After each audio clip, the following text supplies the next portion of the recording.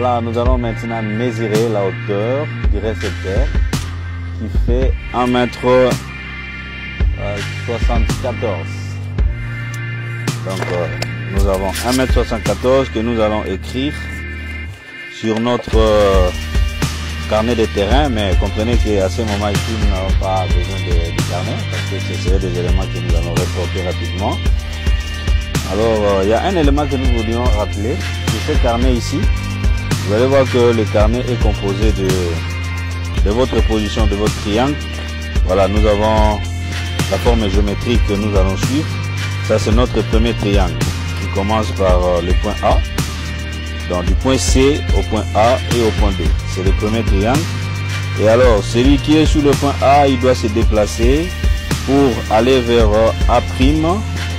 Et puis il y a B' qui est là pour former notre deuxième triangle. Donc nous avons sauté un élément. Nous allons revenir en arrière pour que tout le monde comprenne bien. Donc le premier triangle qui est compris du point C, B et A.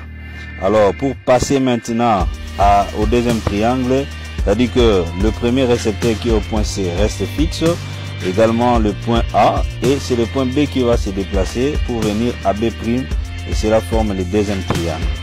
Après, nous allons passer au troisième triangle, c'est maintenant le point A qui doit quitter pour aller là-bas. Donc ce sont les récepteurs qui vont bouger afin que nous ayons ces triangles pour avoir les lignes de base.